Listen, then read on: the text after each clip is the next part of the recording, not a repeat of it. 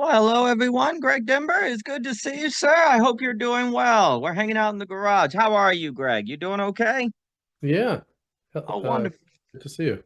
Well, good to see you. Well, thanks for coming by today. It's a pleasure. Good to see you, Greg. And Thomas Jockin, good to see you as well. Greg Dember here is awesome. He was just at the house recently. And congratulations on that extraordinary Substack, Mr. Jockin. I will confess I have not read it yet. I have it on tap for this evening, and maybe we can speak to Mr. Luber about that. Are you doing well today, Mr. Jockin?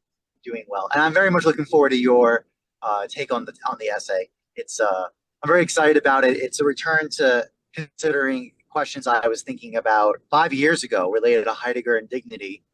Well, how can you let being be when you have a question of standing reserve, which seems to justify quantification and the privileging of possibility in making Mm. old things available in an indefinite state of accessibility of desire? So the essay works through now 5 years later using my rather speculative reading of Plato and Aristotle. What does what would dignity mean under the framing of dignity as mnemonic of the beautiful? Very provocative. I make some hot takes in that essay. I'm very looking forward to your take and response to that, Daniel. Well, I look forward to it. I mean, I think often about, Simone Weil got herself into a lot of trouble when she was a critic of human rights. And people were like, what are you talking about? She's like, how can you be critical of human rights? And the things that she was talking about, I think it makes me think a bit of what we've talked about on dignity. And I look forward to the essay, which she was saying the problem with human rights is that it removes the face-to-face encounter. It turns treating humans well into basically an abstraction, that you're basing your idea that you should treat people well because they have dignity. Now, of course, there's a sense in which she's literally not saying that humans don't have dignity. She's worried about it becoming a legal category. Like it's just a legal category. And as a result, people think it's kind of like the similar move that AC Conyers makes. And we can talk about anything today at all, gentlemen. What have I been doing? I've been trying to work at the venue and convince people to get married there and stuff. I've also been rethinking. There's a part in Belonging Again too. This is a very interesting book by Josephine Quinn, How the World Made the West. I read it, oh, I don't know, a few years ago when I was on my learning about the Silk Roads kick. And I was kind of revisiting it for different parts. And I'm really interested on how she talks about our understandings of the translation movement, say the effort to preserve ancient texts, and how there's actually some kind of misunderstandings about that. We tend to think about translation as merely an effort to preserve the great civilizations and keep it alive. She says the problem with that is you can lose sight of the fact that people are translating in order to participate in the conversation, not merely to preserve it, but in order to be part of it. And so there's an active element of translation. And she thinks that's also kind of, for me, and Clayton, wonderful to see you, sir. And I'll go back to what I was saying on Simone Weil. I think that can have impact on, say, education as well, where you can kind of have an idea that our job is simply to learn and to memorize and to preserve the tradition. And of course, she's not saying that, there's a ditch on either side of the road. You can get to the place where, oh, we don't need to read other people's books. We just need our own ideas. Well, that's no good. But there's another ditch where you say our ideas are no good at all, and we just need to preserve what other people said. And she's like, well, in history, translation has always been linked, as has been education in many respects. Obviously, it depends, to a desire to participate in the conversation, to be part of it.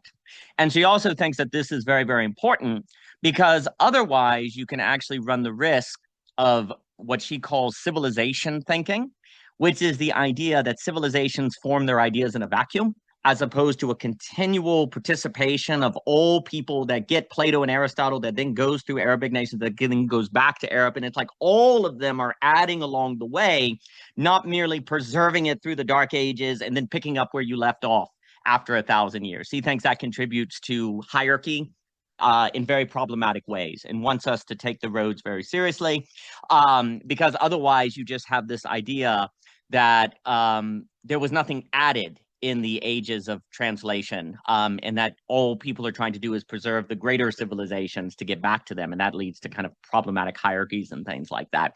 But with Simone Weil, and Clayton, good to see you, sir, what she was kind of getting at is when you have this idea of dignity as a legal category, then basically you don't have to do the work of seeing dignity in the other person.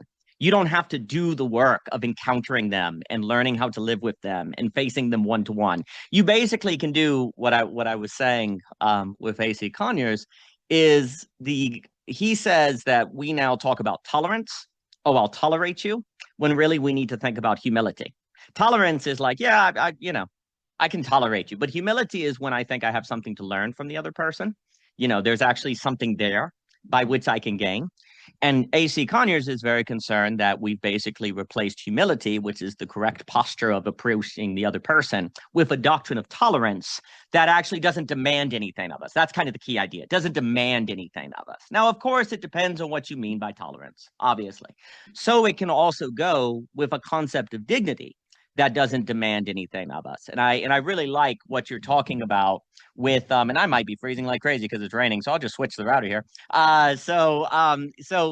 When you have an idea of tolerance that doesn't demand anything of you, well, then you kind of think that you're able to have relationships and care about people simply because you don't get in fights with them, right? But there's no active element. There's no like work that you have to do. So it can be with a concept of dignity and human rights that doesn't actually make you do the neighbor of, the work of going next door and encountering your neighbor or anything like that. So I was thinking about Simone Weil, and then also believing dignity in that way is tied. And then I'll throw it to anyone who wants to speak about anything. It doesn't have to be about what we're talking about so far. It can be anything.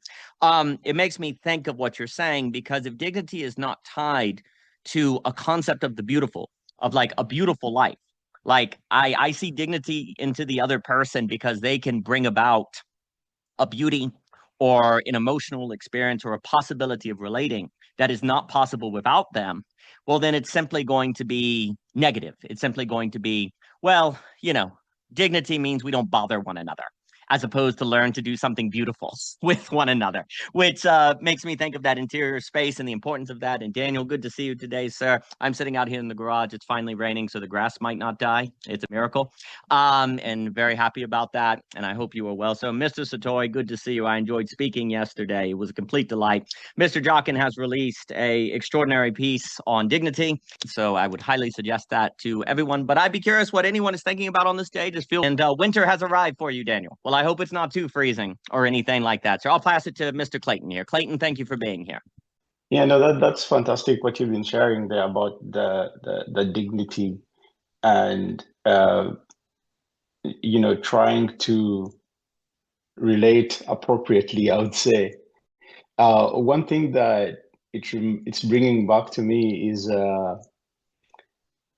there's this concept that I've sort of been noodling on and I'm still working through. Maybe let's see, I'll try it here. Whereby we tend to conflate our persons, or maybe souls you'd call them, with our agents. So what I mean there is it seems that since we're always being called into a participation by default, right from, let's say, when we are formed as an embryo, and then when some place called the womb, and then we have to figure out where we are and, relate and develop, and that keeps repeating at different stages. What it's bringing to mind is we are sort of having to be agents. It's like we're finding ourselves in an arena, and so we have to participate, and so we have to be an agent so that we can participate properly. But at the same time, as we develop, we sort of like have to be multiple agents because we're in multiple arenas, right? And as we get enough agency, we sort of then, the collection of agents sort of develops our, you'd say, soul or person, which sort of cuts across all those interactions. But then, since everyone counters us as an agent, it's hard to know what the person is. And so we're always being reduced to our agents as opposed to who we are, and that's a big source of conflict. And I guess some of the things we talk about here on the net is, modalities of trying to find the person, like to actually filter the person out of their agency. Yeah, and I guess it's hard because all you can really interact with is the agent, right? Like without an agent, you can't interact, and so you have to be an agent. But maintaining the harmony between the agent and the person is, I guess, in these modern times, is really, really challenging because we now, we've lost the givens, right? So our world are no longer speaking to us. Our arenas are no longer speaking to us the way they used to speak to us, right? Like before, it was like really fixed, so it was really clear that we have to engage as an agent. But now we kind of feel like we have gained a bit more agency, and now we want to be more persons, but you can't interact as a person, you have to interact as an agent. And so there's that back and forth, which is sort of difficult even for us who are participating, because it's just a difficult negotiation. Like we have to balance it out. But what I'm finding is that with each conflict, if you try and, let's say, figure out what's the agent part and what's the person part, it sort of gives you a bit more fine-tuning of where to adjust. Like, what do you need to lean more to? What do you need to lean away from? Like, what does the agent need of you? What does the agent require of you? Or what does the person require? Because, are you being too much of an agent that you're suppressing the person because the person will fight back, right? And it's all happening on your end. This is before we talk about what's happening on the other side, right? With whoever you're engaging with. And that's going on everywhere. And the interesting aspect of it is that, we try to speak about ego, but the way I'm seeing it is kind of like the ego is the space where the agent and the person meet. And it's where the negotiation happens between the person who has to temporarily reduce themselves into an agent so they can interact. So the ego is also doing some work, right? Like there's sort of like a working memory of sorts to enable this interaction to happen. And why is it all happening? It's all, well, for the well-being of the person, like to persist life, like really, like I guess those moments of flow are what this person is always seeking, because that's the best place of being and how to be with their arena. All that to say that there's a lot of negotiation we have to do, right? And it's a lot. Like, and if we're not doing that, I guess like philosophy helps, right? But it's not the only thing. It's like if you're not doing that, it sort of is going to sweep you because you still have to do it, whether you're aware of doing it or not. But yeah, I'm curious what you made of all of that, or if I just mumbo jumbo this. Oh no, I think that's right. Well, I appreciate you sharing all that. And please, if anyone has things to say, please raise your hand. I mean, it's very interesting, because that negotiation between agents and persons, as you're putting it, and I think for first to go what we were saying earlier, there's something about the idea of tolerance that hides you from needing to do that work. Because you're kind of going, oh, I tolerate the person, therefore I'm treating them with dignity, therefore I'm good, right? But actually the suggestion is that tolerance is not the same as the humility that goes, well, actually, I just know their agent. I just know my idea of them. I don't know their person. Like that takes a certain humility to acknowledge. And then also facing some negativity because you're like, oh my gosh, I gotta go to work. I gotta feed the kids, and I also have to do this work of trying to figure out this negotiations. I don't know about that. And because energy preservation, right? And then the issue becomes, I think this does speak to what we've talked about often at the net. If you simply say, well, you should do it because it's good, like, and if we talk often about true, good, and beautiful and different things, well, I say, well, tolerance is good. I leave them alone. Isn't that good? I'm not harming them. It's kind of negative. If you don't bring it to, well, no, actually, there's a quality of experience. There's actually a way of life that has a beauty to it and a certain sort of depth. If you engage in that negotiation, that doesn't come out otherwise, right? But if you're simply, but that's where, again, concepts of dignity as merely a legal category does not compel you to actually do the work of sort of regularly trying to kind of figure out the person. I mean, this also gets, and I'll throw it to Daniel here, I think in Mr. Satori's book where he talks about third spaces, and we often talk about like Bowling Alone, Berger, and all of these different people, like a role of these third spaces, churches, and so on, I think is regularly meeting people to constantly kind of do the work of trying to work through your category or understanding of the person to themselves as a person. And if you don't have those anymore, that can become a real issue. And I think the work, a lot of the work of the social coordination mechanism can be tied to trying to kind of regain that sort of regular work that you're engaging in, right? But it's interesting because usually the ego gets hurt. It's interesting, you kind of that ego in that interrelational space. The ego is usually what gets hurt by other people, right? Your ego gets hurt, right? So you kind of, you're like, and then you withdraw from the work. Right. And then you tell yourself how good of a person you are because you didn't blow up on them or hit them. Right. But you silently left and never go back and see them again. So are you really that good of a person? And this is actually, you got an angry voice in your head talking all day about how mad you are. Are you really that good of a person? Well, if you tolerate them, you're not hurting them, then yeah, you are a good person. You see how that like notion of tolerance that lacks humility or dignity that lacks kind of a push can actually just feed you isolating and seeing yourself as a good person, even though you spend all your time talking in your head silently about how stupid those people are or something, right? So there's a lot more to say, but I'll give it to Daniel and then Mr. Dember here. Daniel, thank you for being here today. Yeah, that's such a trap. It's good to be. I'm sorry, my video's off.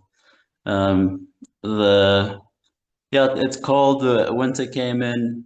Definitely the last 2 days. But I wanted to tag more onto this theme of dignity. My relationship with homeless people has undergone like a bit of a change or transformation recently, over the course of this year, and I find I'm a lot firmer. I'm a lot harder with them. It's almost like so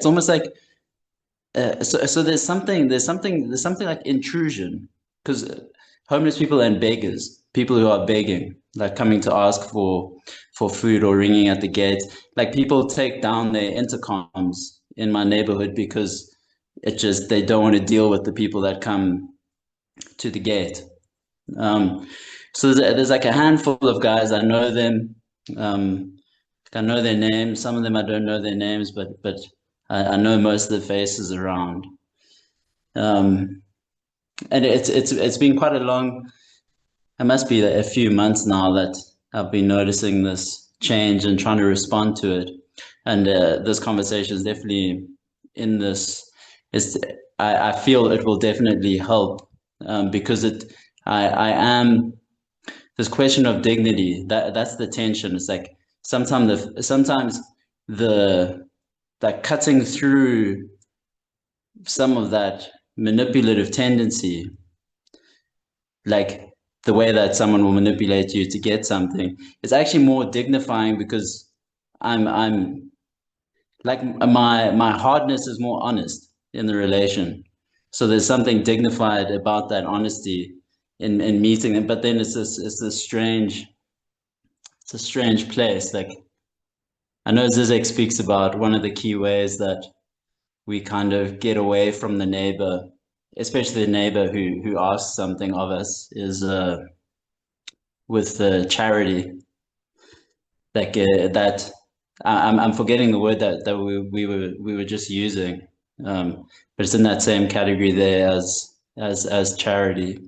Like you discharge that dutifulness through this gesture of charity, and money is like a very quick or easy way to do that. But it's tough because then it's I have to try and examine that internal space of the relation, because sometimes then I do get a bit comfortable in the firmness or in the hardness. But now I'm just solidifying in something. Like, did I go too far with this guy? He is destitute, and then it's like, oh, it's a tough space. But for the most part, I've felt I think a dignifying of the situation, and then I can be in a point of reflecting, like, I'm glad that we still have our intercom on the street so that I can have these exchanges, because it's a learning, definitely a learning that's happening, being undertaken. And most the gist of it is trying to communicate the necessity for relationship to in some way be reciprocal.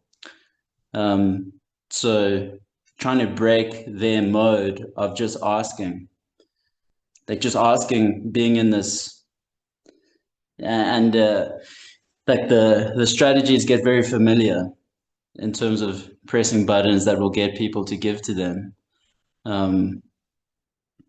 But if some kind of communication can come towards like a postural, which is also very uncomfortable and difficult, because if the person's destitute or begging, they don't have something material to give often, but then the communication is like, doesn't have to be a material thing. So the person that you're asking from is also a person, and there's something. And the last thing, I mean, it's this other. I found it so masterful. The lectures that Zizek gave around that book, The Monstrosity of Christ, like at Harvard. He doesn't talk about the content of the book at all. He's speaking about capital and the relations and how we use capital to get away. That was brilliant. I returned to that lecture after seeing it a couple of years ago, and it completely went over my head a couple of years ago, and returning to it recently has I've appreciated this economic, the net 200 was just like, why are we doing this? And then I think last week's conversation was also an answer to why. Like that economic argument that was developed was fantastic. I caught up afterwards because I was I needed to go to bed when I was in the conversation. But let me pass it back before I go on another tangent. Not a tangent at all, and please be safe. My gosh, please. And Aspasia, wonderful to see you. I'll throw it to Greg here. And no, it's very interesting. For me, first off, I think there's that entire discussion, say, of okay, beggars on the street, how to deal with homeless people, et cetera, so forth. Most people want to answer that question not in the presence of the homeless person. They want to do it from a desk, not facing them, right? You don't want to feel all those confused thoughts inside, right? You don't want to go through that. So you either just throw the money and run, or say, go get a job, you bum, right? Both of those are actually distancing strategies to avoid feeling something, right? So first off, someone like Simone Weil wants to be like, that's actually like not in the place to feel what you can't think this except in the place of feeling that. Right. And there is something very strong to be said that no one should really talk about that topic unless they put themselves in the place to feel that and to undergo that and to actually experience that and to actually see that, oh, you're not as patient as you thought. Oh, you're not as, loving and open to humanity as you thought. Right. You get annoyed really easily, actually. That kind of self-revelation about yourself becomes extremely important. And often categories like dignity or tolerance or things can be used as abstraction to keep people from facing that and seeing that reality about themselves, which I think actually opens up something to yourself that's extremely important. There's much more to be said. I mean, things like, just as a note, some organizations or whatever would be like, oh, no, well, we'll happily give you the money, but you have to come for an hour lunch that is starting now. Like you actually have to come to a dinner that we have and join us for a meal for an hour, right? And that you see what happens with there. It's like, yeah, we'll happily give money, but only if you also show that you're willing to be in community, actually, right? And you'd have people that say, heck yeah, all about it because they're destitute and they're looking for that. And then actually you can start building, get them back on their feet because now they plugged up into a community. But then if people say, no, I don't want to join for a meal, you go, okay, well, that's fine. So, interesting. And I think there's many different experiments, many different ways to think this issue. But that sort of, yes, you need money. Well, no problem. We'll give you $20, but only if you come to a meal for an hour. And there was no agenda. It was literally, they could sit there quietly. They didn't have to say a word. But just being in the presence actually then beginning to create the strands to, I think, bring healing. Because so many of these people have been deeply hurt. And that's one of the reasons why they're also. Now, a lot more to be said, but let me throw it to Mr. Dember here. Mr. Dember, it's a complete delight to have you here today, sir. It's great to be here. And I know that these are my first words spoken on the net. So momentous occasion for myself. So trying to bring together some of the thoughts that have been shared. Clayton, I'm not sure if your model of the agent, ego, and person allows that it is possible sometimes to have person-to-person interaction, but you'll forgive me if I am going to, in my model, in my version of your model, it is a possibility.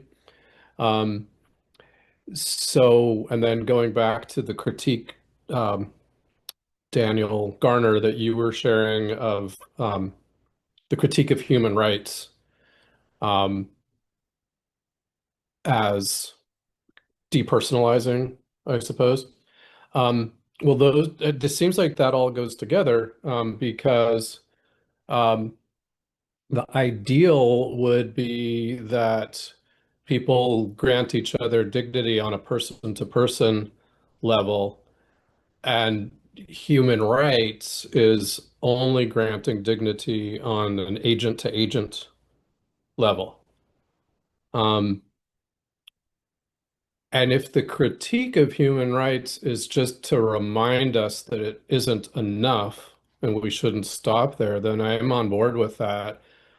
But I also think that realistically, person-to-person interactions are rare, especially when it's like between people in one country and another country, or between different levels of power and things like that. So if we build an agent-to-agent capacity to at least share dignity among agents, and then maybe everybody works to strengthen their own agency, and maybe compassionately we do what we can to help others develop their agency, and then at least they can lock into the sort of formalized bureaucratic, if you will, unfortunately sometimes, but at least it's a thing, the bureaucratic human rights regime, while though we always hold out for the possibility of actual person-to-person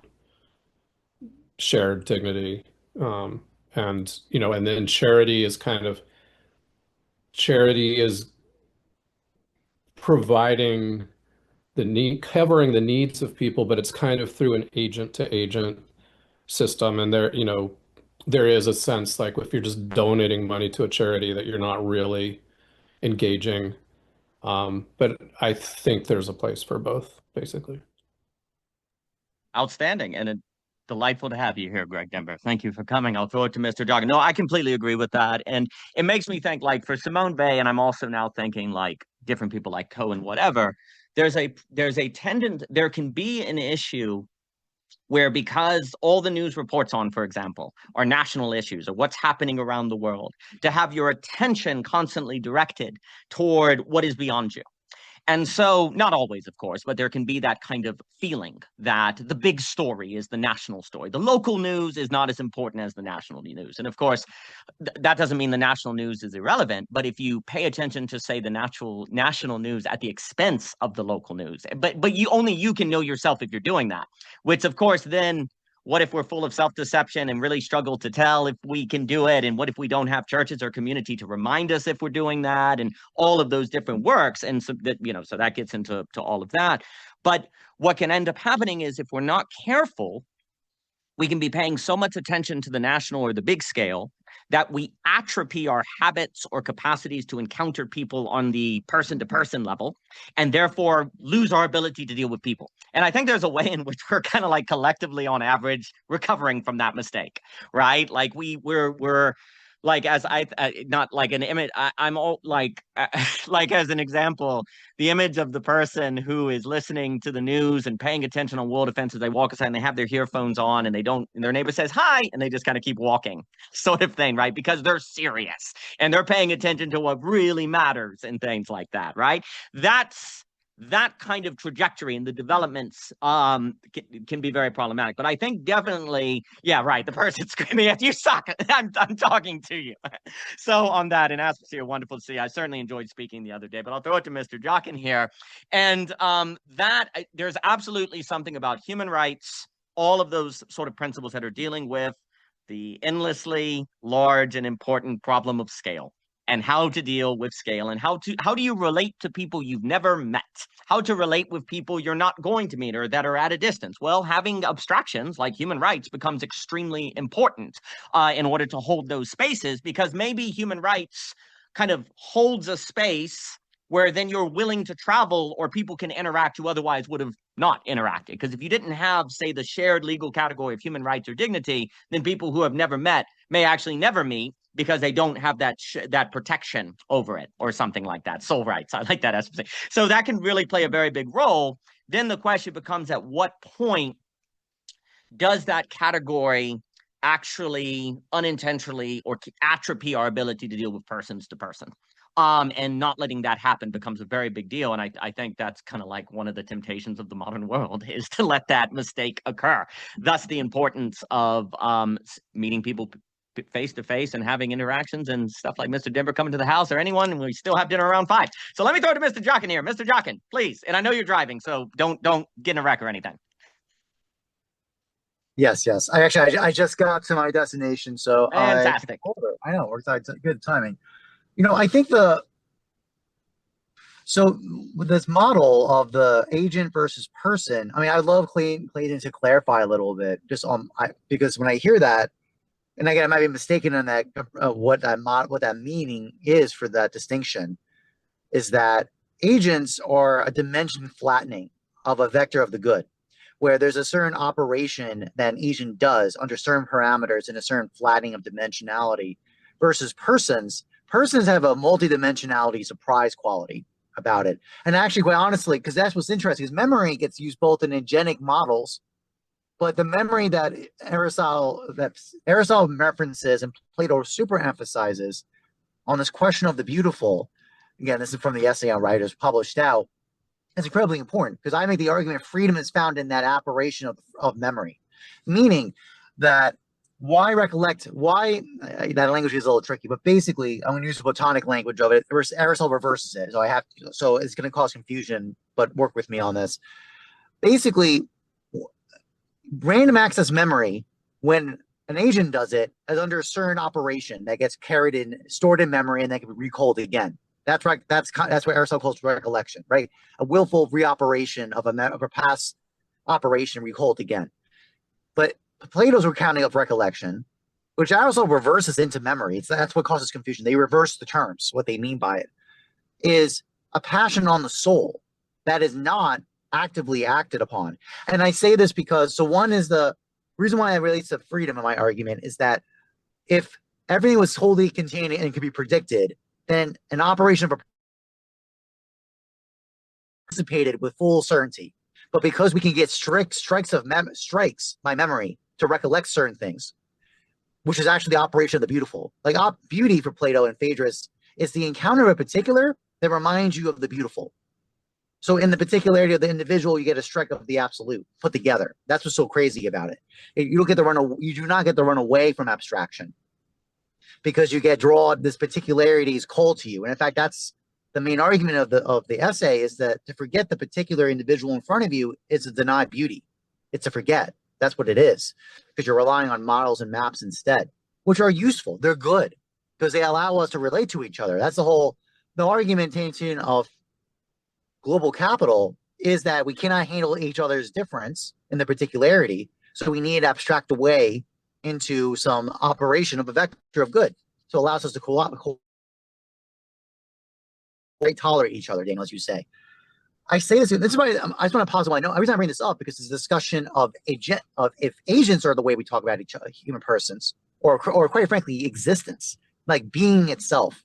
If being is treated as agenic versus being as person, that's again, I know it's a little. I'm playing with language here in terms a lot, so this is why Clayton's terms I need to know better to use this to be fair with this. But I'm bringing this up because and I talk about this in the essay I just published. There are many times where it's that agenic operations assume symmetry, meaning of like, I mean, it's in the sense of autonomy, right? Agents who have autonomy can enact their operations without disruption or interruption. But there are many aspects of existence that is asymmetrical. The relationship of child to mother, for example, Stroge. And I use that a lot in the essay to talk about this kind of model of being, of receptivity to matter, where there's this asymmetrical relationship that gives being its being, right? That it's not all one-sided. There's a kind of care and attention and receptivity to things that are asymmetric. Because the tension is that what happens when there's states of indifference, of difference? Because the problem is one mode of operation, especially under Eros, is to take in difference, consume it, and remove the difference, to homogenize. And it's kind of leveling operation to make everything the same, ignores the reality of existence, which is by difference. Again, I'm jumping through many models and different accounts, so I apologize. But I just want to draw out the kind of main two parts is what is the difference of an agent to a person? And the next part of it is what happens when we have a tension about the symmetrical and asymmetric relationship to activity. I say that's both from a theological point of view, but also as in a natural physis position when we have things like the child to the parent, for example, or other activities of teacher to student, where there are these asymmetrical relationships of giving forth and bringing forth out. So I think, so a few things. So first, everything you're doing on beauty is so important. So I'm glad you're in the world to add all those things on beauty because it's really important. I suppose, for me, I guess, and Clayton, you please clarify me. I guess what I heard or am thinking about is the idea, almost like in a Blondelian sense. Blondelian, that's not a word, but I had an opportunity to use it, so I threw it out there. So on this idea that when I encounter someone, I almost cannot help but naturally, like out of the gate, encounter them as, oh, you're an engineer. Oh, I see your actions in the world. I see how you're expressing yourself. I see what you're doing. But I know there's a person there, or so I've been told, and I need to access that.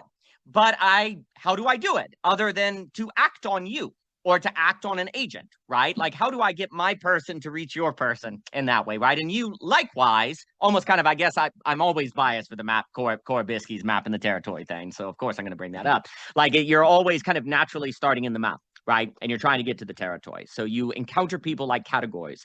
And of course, it's very, very important if you naturally encountered a person as a person out of the gate without categorization, you'd probably be overwhelmed. You'd be destroyed. You couldn't handle it. You'd be computational explosiveness, to use that term, Viveki, et cetera. So there's this idea that there's this kind of issue. Well, for me, the endless problem, and actually I was speaking to Sartori about this yesterday, is it like, and this I think does get into the importance of communities, not to, the word community has become a magic word that solves all problems, so I don't mean it that way, but like relationships and regularity and so on and so forth is like a map, a map is useful because it is wrong. If the map is 100% like the territory, you cannot use it. So it is useful because it is wrong. But if it is too wrong, then it's useless. So it has to strike a proper mean, right? It has to be useful enough, but not that it has to be correct enough to be useful, but not so correct that it's useless because there's too much information and it's identical to the territory. So you have to be wrong in the right way at the right time, right? And what constitutes the right way at the right time, or I'll just say the mean today, tomorrow could be wrong, and the next day could be wrong. So you have to keep doing it, right? I think there's something about people that's like that. Like you have to work constantly to get enough, if you go straight to the person, you might not be able to handle it or understand it. It overwhelms you, or the person might feel uncomfortable, and they themselves may not know how to bring out all the truth of themselves. But if you get to know them in a way that has nothing to do with their person, well, then you're not forming a real relationship, right? And you have to just keep doing that, like testing. I think the internet is one giant constant test of use, of the proper ratio between use and correctness regarding many, many things. Now, I have to go into that, but it's a constant actually test and I think it's actually tied to the Leibniz universal science thing. But of course, I'm biased toward Leibniz. So you have to have that regular test. But you see, if you're not like regularly going to third spaces or regularly committing to encounter person, you can't mess up today on what you think is the right ratio of approaching their person versus your understanding of them, the map and the territory. See that you're wrong, or no, that was not right, or you can't train that skill by which to discern how to do that. And that's, I think, when you start getting lazy and just treating them in that according to their occupation or your understanding of them or categories or things like that. And that's when it simply becomes a formal relationship, I suppose, versus a relationship that ever deepens personhood toward the beautiful. Those were just some thoughts, but let me throw it to Clayton here. Clayton, please. Yeah, thanks, Daniel, and thanks, Jockin and Greg for both pushing a bit. I mean, not pushing, but polish. What's the word? Amplifying on that model that I'm playing with. Maybe just to give a bit of some more background of like how I'm using person in the model. The person is more of in this model, the person is emergent from the scaffolding of the agents. So ideally, the working assumption is that we begin in participation. So, like a story in medias res. So the participation is always happening and we show up in it. And when we show up in it, to use Vavekian terms, we're called to respond with a procedure to the participation that's calling to us. So you are a single cell organism in a womb. You need to respond to that womb because you don't know where you are, so you can figure out where you are. And then you have to negotiate with the womb so that you can get resources and then start to develop. So I guess like that's a fair starting ground, right? And so it's always like that on repeat, right? And so there's a participation happening, a womb, you show up there, you don't know why. And so you respond to that womb by a procedure of trying to move around actually, and you don't find resources. And as you're enacting that procedure, you start to map out the womb space where you are. And so now you're developing a perspective. So now you already are 3 ways of knowing in. You're already participating, and you're already having a procedure, and you already have a perspective in that state already. You're like 3 levels deep. But then now you need eventually to develop a proposition. Now the proposition will probably come like, I don't know how many, like 4 years later, but we'll get to that. We'll get to that. So for a long time, for about 3 years and 11 months, you only have those 3 ways of knowing, and you must work there as a being. And you're taking on whatever is in your environment and whatever is given to you, and sort of like figuring it out and negotiating and working all of that. And so what all that is saying to me is, you're first an agent before you're a person. And it's as you develop those agentic capacities of response to participation, so different calls from the different you'd say arenas that are calling to you, like, as you go from one arena to another, from, a fallopian tube to a womb, and then to a world that's outside this womb, and then different spaces in that world, you are always being called to respond. And your response has to always be in an agentic way. There's no negotiation about that. You're already there. You have to do it. And so as you develop all these multiple agents or all these multiple stances of responding, you then hone this space where you're always responding from, which eventually is going to become the person, because it's always the one having to, it's the optimal space for responding as an agent. It's the place where you spawn these agents, if I may say, like you're called to respond, and then you have to respond. You have to create a quick agent to respond with, because the person cannot get there. And so you're always creating those agents continuously. And all these agents have, you'd say, an inheritance from the person.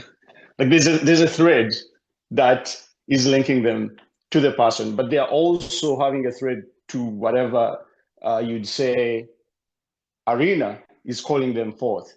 So it's an in-between. And that in-between space that's happening, I think those are also different qualities of what we sort of call an ego. And it can lean towards the person more to favor that. Or it can lean more the arena, because you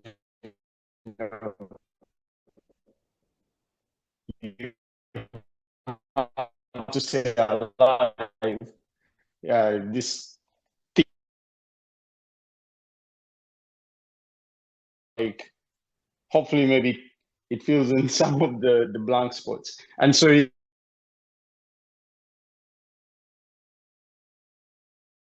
completely agree. Like, we're always aspiring to that person-to-person connection, because it's the ultimate connection.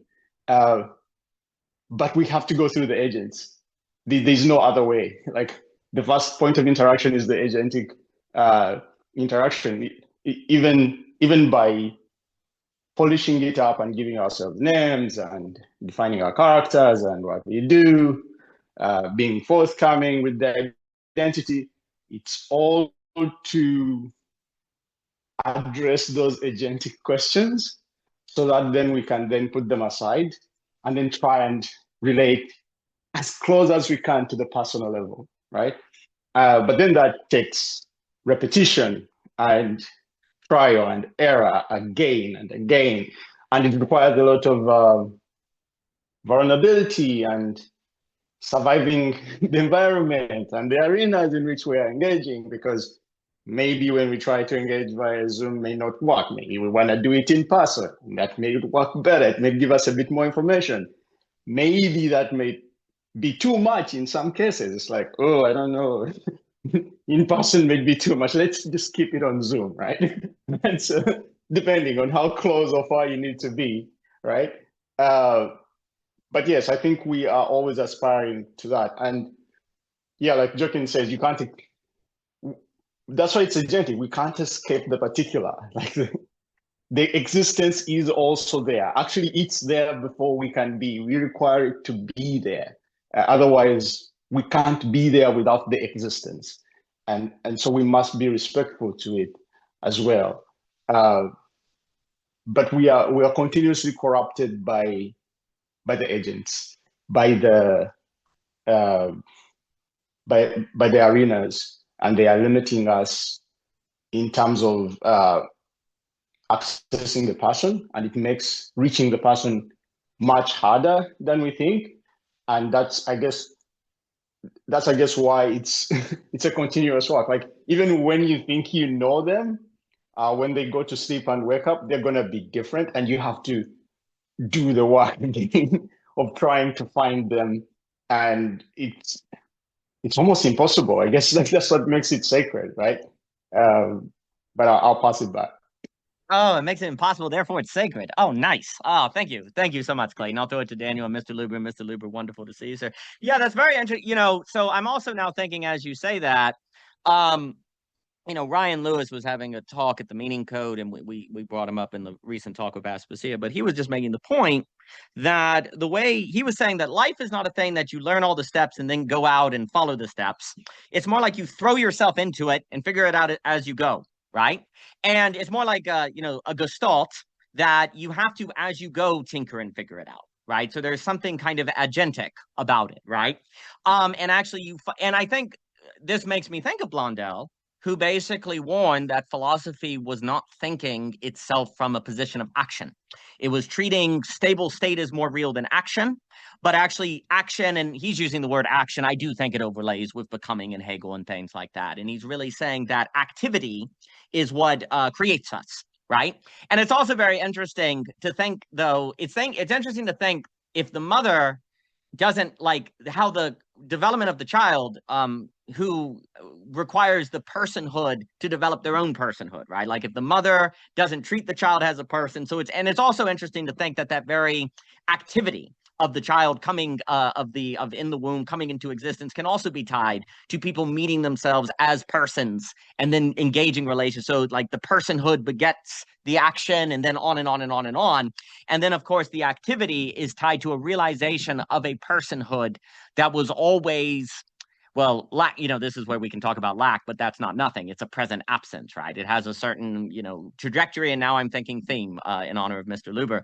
But again, for Mr. Blondel, as I understand it, which I think his book is quite extraordinary, and I feel, and I regret having not written more on it to think it through. But something that he points out is that because philosophy and theology has not focused on action, they've made its goal certainty, something stable and finished. And then he makes the point that when you're certain about something, you no longer care about it. Like when a door, the example, like Heidegger, when a doorknob is working, it's invisible. You just kind of don't care. When it breaks, you notice, right? When it breaks, you notice. And so likewise, when you're like, he's warning a philosophy not based on action is going to create a lack of care.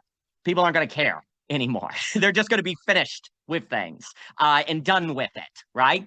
And to what degree that has come to pass, we can make our decisions. But there's something to be said also. I think also the point you're making, and I'll throw it to Daniel and Mr. Luber, is very important, because if you believe that the action, the agentic, is extremely important, and you say something like, I want to change my life, I want to do things differently, then if you don't realize that, you may go start reading and learning procedures and figuring out how to date and read a bunch of books. No, you need to throw yourself into the middle of it, screw up, and then go to the books to figure out what that thing was you screwed up and keep doing it over and over again, right?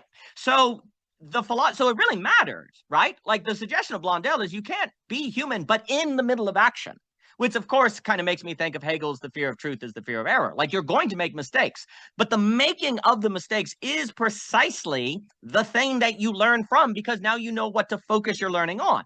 But that requires throwing yourself into it. And that's why relationships that aren't messy may not be relationships in a strange way, right? If they're too clean. Now, that doesn't mean you go into relationships and intentionally make them horrible to prove they're relationships. That makes me think, we were speaking with Aspasia on doing the non-rational is not, doing the crazy is not the same as doing the impulsive. Doing the thing that everyone thinks is a waste of your life is not the same as doing something impulsive. The thing that everyone thinks will waste your life is actually where you blossom, and it turns out where you come out, the non-rational, et cetera, and so forth, and turns out that the fullness of being can be found there. But the point is that what you're saying, I think, is really, really important, because it means that you just need to throw yourself into it. You need to just get in there and put yourself in the action and actually develop and figure it out as you go. Now, of course, there is something about discernment, because if you throw yourself into too much too soon, it could overwhelm you. And if you do it from an egoic sort of, I don't need other people, I'll just willpower it, then that falls apart. So there's a lot of kind of caveats to that point. But it does suggest that becoming persons is tied to being in action. being in action that is also not reducible to our willpower. I think that's also a really kind of important point. We tend to reduce action to willpower as opposed to entire environments that demand something of us, that put us in presence of other people, that have us realize we're not as friendly as we thought, all of those other things. So I appreciate what you're saying. And of course, action makes me think of story with Mr. Luber's work. But let me throw it to Daniel and then Mr. Luber. Daniel, I'll throw it back to you, sir. And please don't get sick. Don't get sick. Don't get sick, Daniel. Hope not. Hope not. I don't know. I should. I haven't paid attention to that news. I should look at what that price is. There's been two deaths, I think. Two reported deaths. It came via a ship. It's like Cape Verde Islands or something. The hantavirus comes from rats. The personhood, achieving personhood. Okay, it's so easy to slip away from like because there's been a real insight, this idea that I'm dignifying this beggar by intruding. I'm intruding in his modes, in his agency. It's like a dignifying.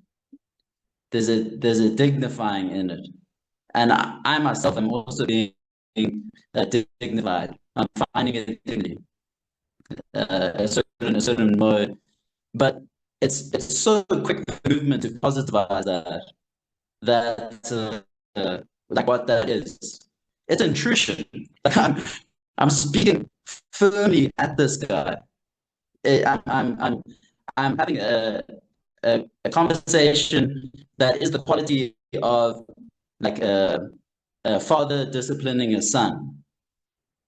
Like that's familial, that's uncomfortable, intruding. And that's also the tenderness, because people in conditions of it's easy to beat down on people who are exposed. So such people do get flack. They are under the social exposure and pressures that they do get beat down on. That is their social position. So then that makes it even more difficult. But then the gesture to turn away from, because I don't know how to handle the situation, I can feel I'm being manipulated. But I'd rather just discharge it with either a little act of charity or some minor or well looking away, like that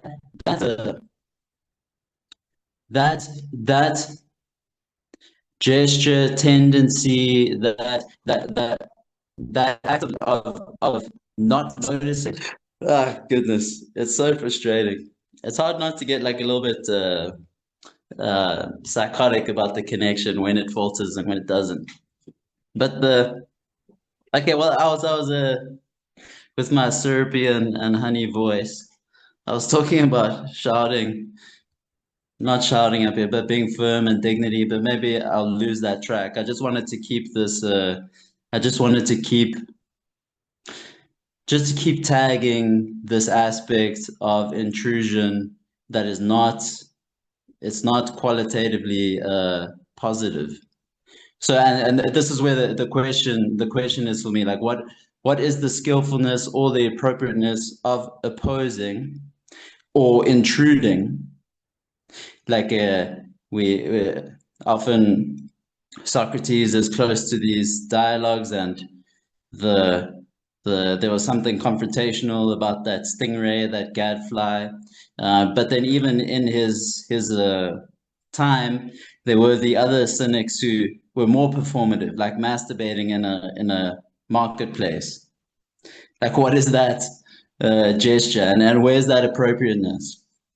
So there's something to be vigilant of in terms of, I guess another way to speak about it would be the humanism, like assuming some human positive quality that we can get to beyond our roles, and or like if I just knew more of your story, then I would be able to relate with you because I could see that you're also a person. Or I think that's what Zizek was ragging on in that lecture. You're saying like your neighbor becomes your neighbor when they disturb you.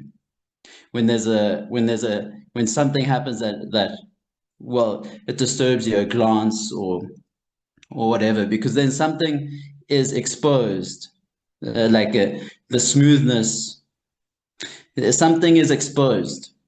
So this desire for smooth relations, this easy placement of them in, to use Clayton's language, like in their agency or in their role, is disrupted. Now you're encountering your neighbor, and now the neighborliness applies. Now what do you do? That's so the sense of finding some positive human quality,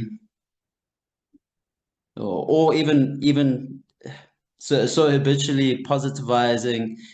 It's so curious. I guess, Daniel, you've spoken about this in terms of phenomenology, like really just stopping at these moments of exposure, like what is actually happening and how quick is the capture from the moment of the, and it's almost necessary that there is a capture, but it's to know like what is happening with the momentum of my thinking and my situating what this encounter is, so that I can place it, so that it can and I guess the general theme is I wonder how much this is like this fall, the fall and eating the apple and sin, or I wonder how much of personhood is knowledge of death. Like, and we make this distinction with other animals, and I was like thinking about, well, it's impossible. It's like it's the common name for the impossible thing to think. Yeah, we can't think, but we're creatures who are in some way cognizant that we will die or that others die, and how, like, what do we do? What do we do with that? So if there is like a human, if there is a humanizing common quality, common shared aspect, it's not some positive. It's like it's in the space of death, and that's horrible. There's a horror to that. How do you come to terms with that? It's like this this thing in common that is sought.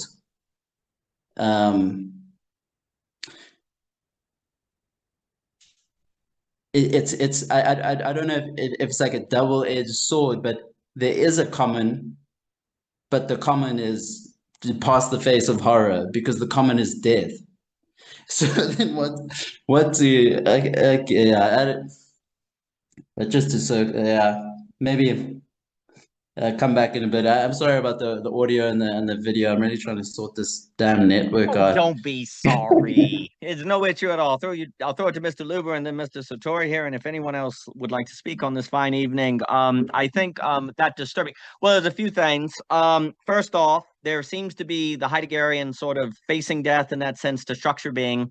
But then there's also, like, I think the social death, like having your reputation destroyed or being okay with people's image of you being killed, that you actually have to go through in order to be able to function relationally. Like if you really, really, really, really are unable to give up the way that people see you, or the need to always be understood, not in a kind of cheap delusion way, but if you're not able to give that up, there seems to be also problems for development that occur. I think there is something very interesting about the fact that there is intrusion that creates dignity, right?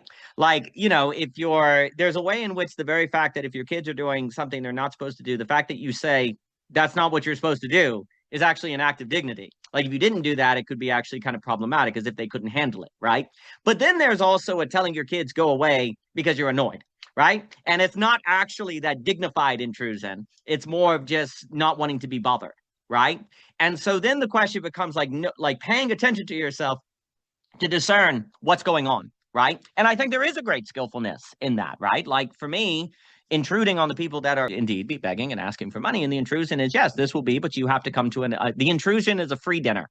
The intrusion is a free dinner or a free sit down for 30 minutes sort of thing. So there's an intrusion, but it's an intrusion into relationality, right? And also, it's an intrusion that's not really demanding too much because you're being offered free food, right?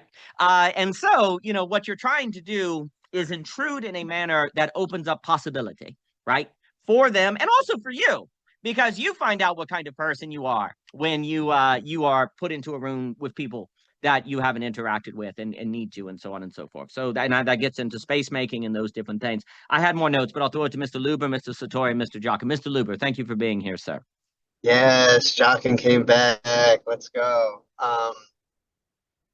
Real quick, Daniel, it sounded like you said sharding, and I literally, I'm driving, I just almost peed my pants when you were saying that. So thank you for that. Even if you didn't say that, either way, it doesn't make a difference. I'm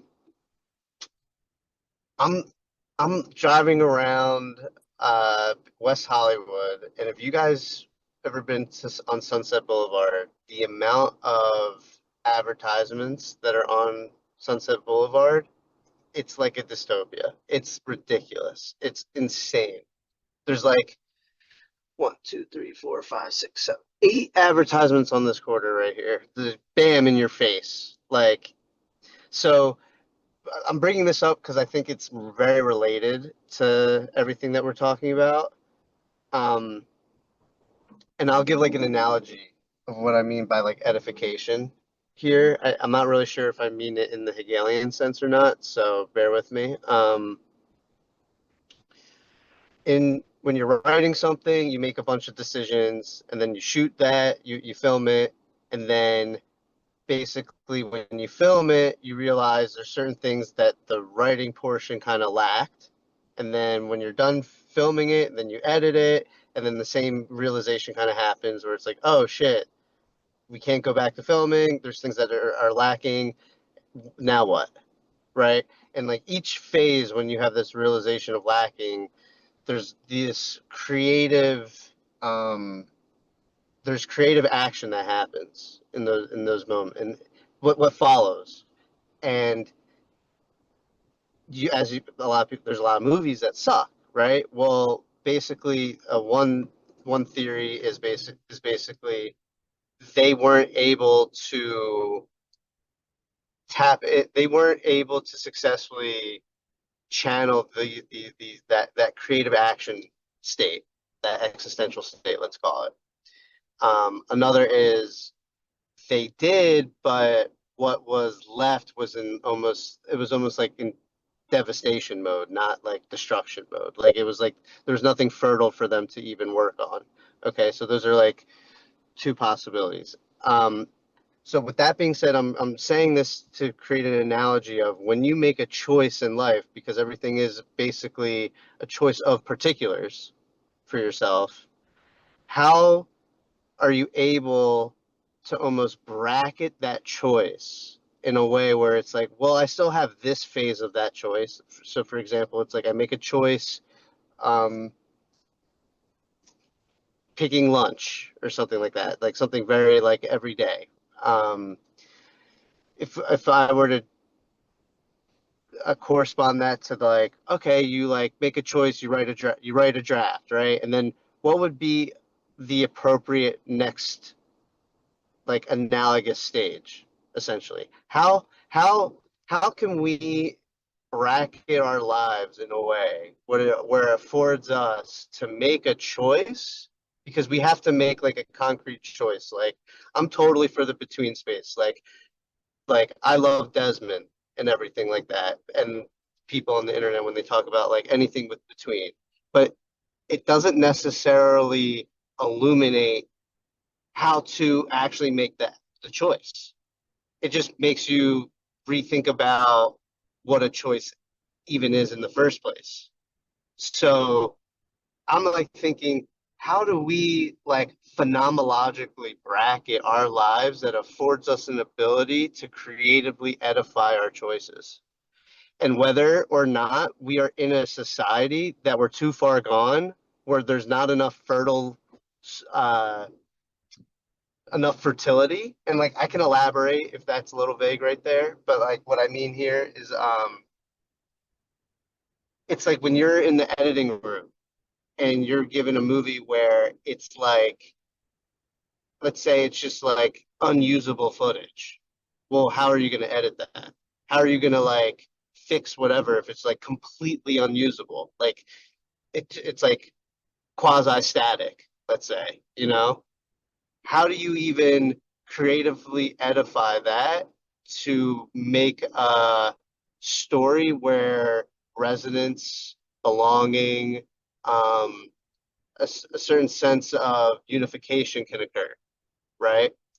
Um, so basically, I'm throwing the question like, are we in a point where we can't even creatively edify anymore? Are we dealing with a society or a history? Let's get more.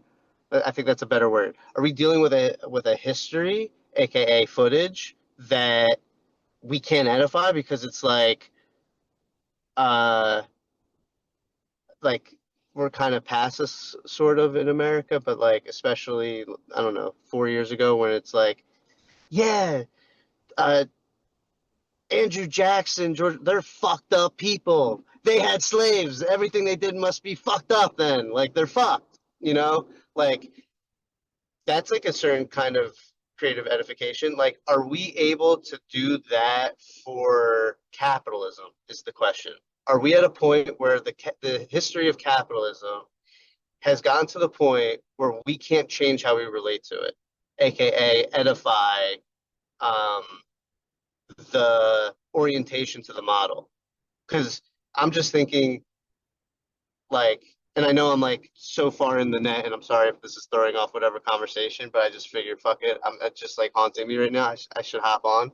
Like, are we at a point where we can't creatively edify, do action within the model, reorient ourselves within the model?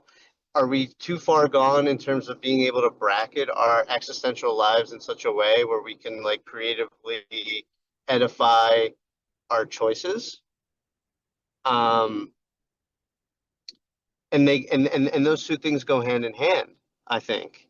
You know, I don't think they're like necessarily like two entirely unrelated questions, because if we're not able to phenomenologically bracket our life in that way, then we're sure not going to be able to, from a sociological standpoint, reorient ourselves within capitalism. So I'm like, today I'm a little pessimistic. I'm not going to lie. I'm thinking we're fucked. I'm thinking there's just no chance that on a sociological level, we're going to be able to relate to capitalism differently, have a different relation to capitalism. And that's because on the individual level, we are unable to phenomenologically bracket our choices in such a way where, like a film, there's still a chance because there's this next part of the film. Like, I don't know if it can be perceived like that anymore. And if that's the case, then it's like the scary thing about the beautiful is like we could actually be closed off. like it's just not readily available at all times. Like I'm down, maybe it is, but from my understanding of it and been thinking about it a lot, I don't think it is. So I don't think it's just readily available. So I'm a little nervous. I don't think we can have dignity. I think we might have been cut off, is what I'm thinking right now. Yeah. So it's a beautiful day in LA, just saying. But I'll pass it off. Great. I mean, it's the apocalypse, but it's pretty, and there's advertisement. And remember, they're only advertising to you because they care about you and they want a relationship with you through your business. That's all. Don't worry about it. Well, I think those are tremendous questions. It makes me think about a lot. I'll throw it to Mr. Satori, Mr. Jockin, and anyone else who wants to speak on this fine day. That is obviously the obsession of belonging again. And I think basically there is a certain, yeah, I mean, it is certainly theoretically possible to, at least at scale, have a final absolute choice. The enclosure, A is A, self-relating, that's it, nothing outside, done, right? And that's the big self-effacement. That's where we choose self-relation with ourself as opposed to openness to otherness. But then, of course, the problem is you have to have the subjectivity, if I just use that term generally, in order to handle otherness. And I think basically the million-dollar question is, how do people gain the subjectivity? Because let's say someone heard everything you just said, and they said, well, I don't want to be effed. Too bad just saying that doesn't make it so. And also problematically, because of your frenemy brain, you may proceed to go about doing that which you think is going to help you not be effed, which actually contributes to you being effed. So what then? Right? And that gets into what all the sociologists and all of those kind of people are talking about, how our spaces make us as we make them.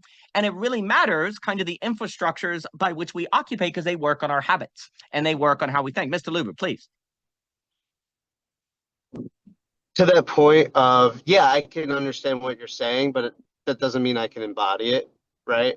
Like, I don't think the real reason why I'm scared today is because I don't think I'm capable of phenomenologically bracketing my own personal life in such a way where I'm able to edify the ongoing creative choices that come up in someone's life, you know? Like classically, you know, people will be like, someone in my shoes, it's like, well, you can always go back to school, right? Well, I was just thinking, just the classic AI singularity route, you know? By the time I'm done, let's say I wanted to be a doctor and it's like 12 years, right? Well, by the time I want to finish being a doctor, if a doctor's not making that kind of income, or like, there's all these what ifs given AI, given these kind of things. So it's just, I don't know, with the advent of AI, if we're cutting ourselves off from the possibility of that type of phenomenological bracketing, like how I'm actually just like perceiving my story, you know? Like it just seems like backup plans are becoming more and more vague, and you're not really certain of like a backup plan, where most people's backup plans are like, that's like the safe route. It's getting, I feel like plan Bs are getting shaken up because the effect that capitalism and I think AI is doing to the subject is what they believe about their stories becoming construed differently, like in real time. Like, I think people are having, how they view their life story is in real time being altered because of these constraints being so pressed down on people. Sorry, I just wanted to jump in and say that.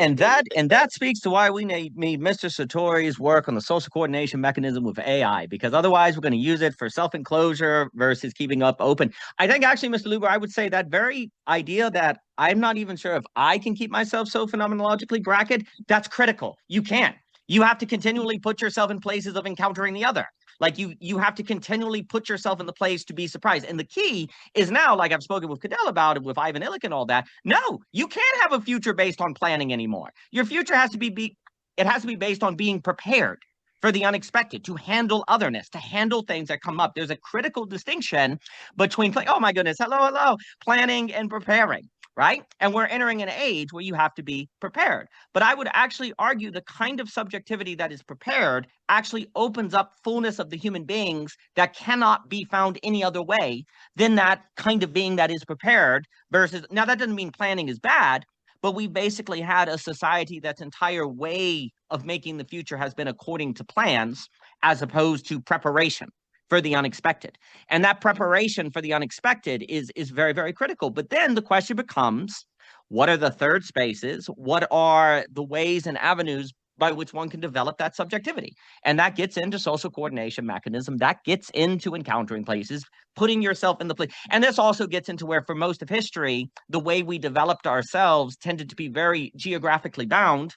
And so as a result, the surprise was, it wasn't pluralistic enough very often. It was better than nothing.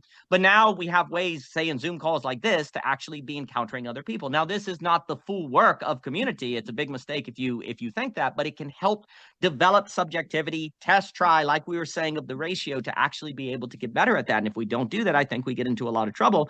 And I think, yeah, like I think that ability, you cannot by willpower or choice simply bracket your phenomenology that way, but you can make the choice to put yourself in places where you encounter otherness, by which you get better and better in developing in a manner where you have openness, right? You don't choose openness because then it just reflects your ideas of what constitutes openness. You have to kind of go in to have openness choose you. But then how exactly do you do that? And I think it's a major work. There's many more things to say I'm thinking about, and certainly I'm thinking also about the issue in Greg's tremendous work on, a way that I always understand that I think so important for the understanding of meta-modern thinking is that defense of interiority, and how actually so much of the work today is bringing out that interiority or honoring that interiority and having that kind of work. But you see, like, how exactly that interiority comes out, and there's much more to say, and I'll throw it to Satori, is something that has to be worked through. You can't simply choose it or will it, which means you have to put yourself in spaces where you can do it. And I'm thinking about writing the story and actually creating all of that. There's a lot more to be said on that, but let me throw it to Mr. Satori, Mr. Jockin, and then anyone else. Mr. Satori. Well, so there's a nice little article that Paul Vanderklay put out yesterday. It was called "Learning to Not Mind Getting Duped," and he was talking about his experience with the various homeless people that surround his church, and many of whom he's had decades-long relationships with, and it's interesting that it's just a completely different life, and I think what Mr. Luber was talking about with some of those things, like, our backup plans and stuff. So this, I was actually just walking through the woods earlier today, and I live in a very a big city, but there's a lot of green belts in there, and so if you go in these spaces, there's all these little structures and places that homeless people have built, and it's like, it requires looking at it a certain way, because it's so easy to just be like, oh, look at this trash, people are ruining this green area, what's going on here. But if you look at it closely, you'll realize that there's a lot of creativity going on there in some of the ways that they will use all sorts of different materials and found items to create a structure. And, I think in some sense, it's like, this is just how some of them are spending a lot of their time, is in a creative pursuit. They're creating something that maybe will last a month, a week, some limited amount of time before they'll abandon it. But like, what's going, it's like, what's going on in their lives when they're doing that, and realizing that there is a community of people that are, doing this same kind of thing, and they're having this interaction. And so I think it's like, whenever we think we're doomed or whatever, I don't know. We might think of that as being the worst thing that could possibly happen, and certainly it is tricky. I have children. That would be challenging if we were just thrust out into the wilderness or whatever. But it gives you something to do, and I think that in some sense, it's like, when we don't take seriously those like worst case scenarios enough. And if you do, maybe it'll give you some more appreciation for what's going on, or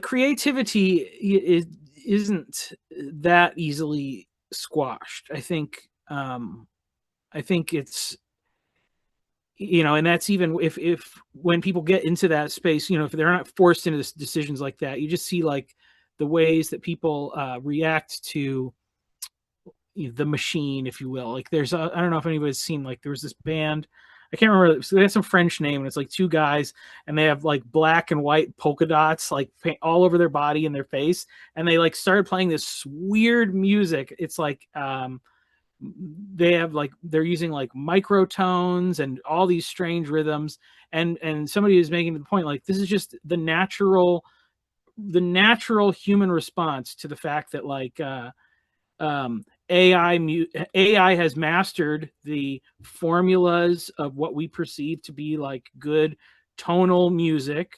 We've mapped that territory, and so somebody's gone and found, what if we just break all the rules, or break more of the rules than we've normally broken, and then find some way to make it speak something new and communicate, and it's going to be okay. Just imagine the worst thing that you think could happen, and then imagine what would happen after that. Like, don't focus on it. And so, yeah, those are some thoughts. We're not all going to die. It may suck, but we're not all going to die. I think there is something to be said where it is interesting, because perhaps that feeling of doom with the billboards and so on is actually precisely the necessary feeling by which to inspire more and more people toward creativity, by which to actually generate new possibilities and things like that, right? And that makes me think of some of the fourth turning and the first turning and things like that. And there is a danger, I think, where basically doomerism does your thinking for you, and it has a sort of feeling of depth. Like if we kind of go, we're all going to die, then there's nothing to think, right? That's the conclusion, and I'm just kind of the realist, and other people are not looking at the evidence as well as I am, and that can be a power move if you're not careful. At the same time, I think the challenge of what exactly it would mean to have people creatively edify capital, if I use that language from Luber, I think is very stark. I think it is a very deep problem, and I think a failure to be prepared for it can be very consequential. I think also to that question of like creative, and then I'll throw it to Mr. Jockin, and if anyone has anything final to say, I will in about 30 minutes have to run because we have business this evening. But please, anyone, on that kind of question of creatively edifying choices, if capital has gotten to the place where that is not possible, I think certainly you can choose to live yourself in such a way that gets you into habits that make it very, very difficult, by which, like, there's an individual and there's kind of a collective question as well, right? Like, do I think that that there is no possible way by which to actually organize and work oneself to afford creatively edifying choices of capital? No, I think that's available to individuals. I think, well, for me, that's a lot of what the social coordination mechanism is doing, where you're actually learning to have the kind of subjectivity that can do that, as opposed to letting capital do your thinking for you, which is something that concerned Marx and Foucault in the Frankfurt School. But it is going to take a lot of work. And certainly as well, the question of how exactly the majority would change that can be very, very steep and very, very difficult. Nevertheless, that very difficulty and the consequence of it can compel creative possibility from it. And yeah, I guess I'm thinking what I was saying, I guess an idea just that I was thinking about with kind of Dember's work, because it's also like, it reminds me on that idea that Luber was saying, on this idea that capital seems like it's no longer creatively edifying. There's a cutoff on the possibility of those kind of choices. Many people say that about postmodernity, right? Or modernity. They've cut off creative possibility. But really, like, what actually can occur is, if we use that example of the painting and the oscillation of the view, when you see, like, as Dember talks about in his book, that I think is a masterpiece, is basically when you have like, you're looking at a work and you're trying to figure out, is it modern or postmodern? And you kind of keep oscillating between it, and think of, say, like a painting, and you can't really stabilize, right? You kind of keep going back and forth, and that has the metamodern meaning to it. That has this kind of oscillation in the sense between, and Mr. Dember, Greg can correct me on anything. But what that does is that oscillation actually, and this is where I think Greg's work is so important, is I think the missing piece, I think a critical piece to that is this actually defends interiority. Because if you can't tell if it's modern or postmodern, if you can't, but what you can know is your emotional experience to it, right? Like, you can know that. And that actually comes out in the inability to tell if it's modern or postmodern. The reason why I bring this up is because I think it's really, really hard to make a work that succeeds at doing that, but it actually is available to us. Like we can kind of work things to make it possible. And the question becomes kind of, I guess, analogically, I think there are possibilities in capital that, if worked in the right way, to actually kind of almost create an oscillation, and again, I'm being analogous, between doom and hope, that actually can kind of bring out an interiority or a defense of an interior space that I think is also critical for the movement from agent to person to do the stuff that we've been talking about. Like that, bring it, like how do you have communities or relationship that actually brings out interiority to people to a place that they can handle in such a way? Well, in the same kind of, and again, I'm speaking analogically, in the same way that requires great design of the creator to successfully create that work. So I think it takes great work in capital in order to do that. And for me, it requires an oscillation, if I use that language, between pricing mechanisms and the conditions of pricing mechanisms and the conditions of social coordination, which we have not had the infrastructure by which to do it. So what has happened is that basically, and then I'll throw it to Mr. Jockin and Greg, is that basically our subjectivity has been structured by capital. One way of being. That's kind of Marx's concern in all of that, right? And so there's not a diversity of how subjectivities can be structured. And obviously that gets into modes of production and all of that different jazz. Well, when you have that kind of monopoly of subjectivity, well, then, yeah, you keep going down that path. It's a Kafka hallway, and you're going to end up doomed. So relative to being stuck in that subjectivity, I think there is a real doom. There is a real threat. But that very shrinking hallway, like Kafka's little fable, can precisely compel people to do things they otherwise might not do or try to do, such as invest their time in kind of communities like this, or social coordination mechanism, or trying to think this working with in real life communities and how they can actually help one another. But I do think there's real work to that. And I hope that we might be part of it. And I hope those billboards don't end up to be about 34 or anything like that. But Mr. Jockin, I'll pass it to you, sir, and then Greg. Mr. Jockin. Yeah, I mean, on Luber's kind of trajectory of thought, there are two parts of this. I think one is typically whenever there's mass despair, pessimism, and antagonism, that's how value gets generated. Because it's in those moments that the individual who gets to see beyond the current situation can draw out value in difference. Basically, difference is always picked out a particularity and a surprising contrast of the account. They draw a new account. So typically, actually, where there's the greatest danger, there is the saving power, right? To kind of play that line. That's quite frank. Now, there's pushback on this. There's a text I've read in the past called "Against Creativity."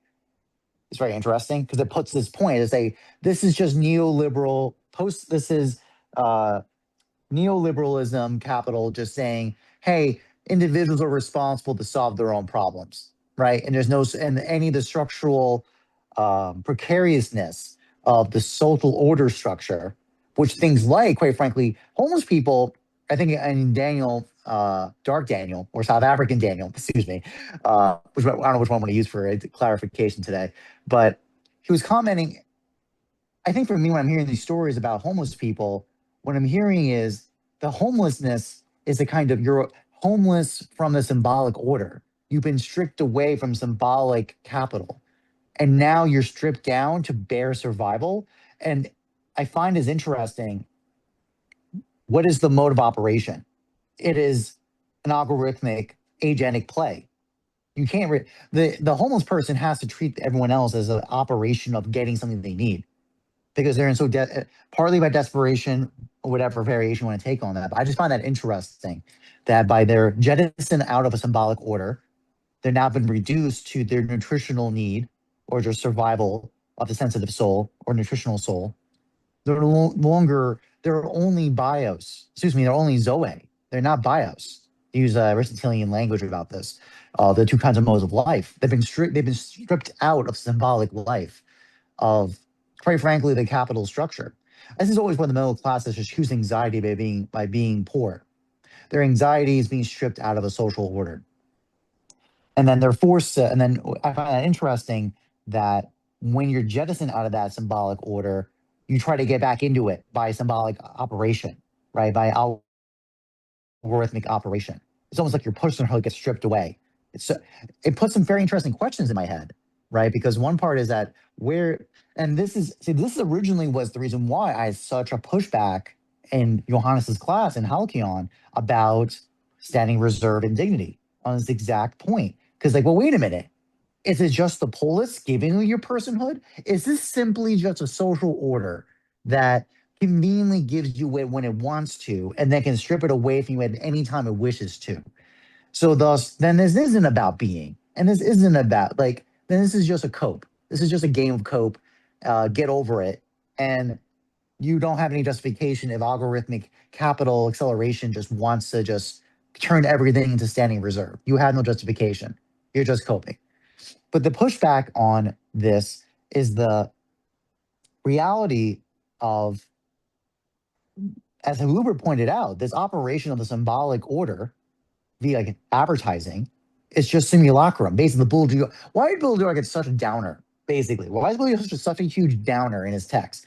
Because he's saying we're cooked. The symbolic order is now no longer connected to reality anymore. Now it's just the image upon the image.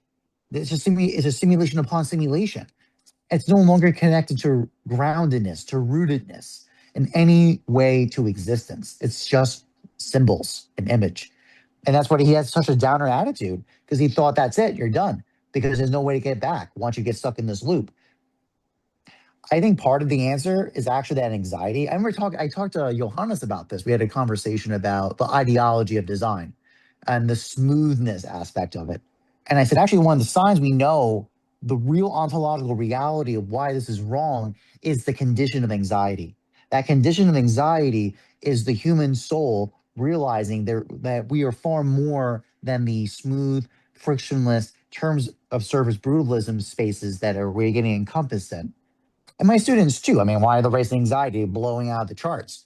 But the one thing I won't comment though is that, and I was talking to my colleagues about this, it's almost like it's actually the issue of learned helplessness. It's like we know there's a problem, but then we feel like there's no, as Luber's point, we feel like there's no way out. And we have this learned helplessness where we just take it and we just have to just like, well, this is what it is. And then we just basically go exit. We go exit, right? Because we think there's no other way around it. So it's almost like the subtlety here of what I'm very interested in the project of the net and things like yourself, Daniel, is cultivating subjectivity to not get captured, to kind of in the space of difference, that kind of entering the girdle point and kind of it forces a state, a position of you have to respond to this. You cannot just take it. You just take it and just shrug your shoulders and go, that's it. Everything's been accounted for. And that's what has to happen.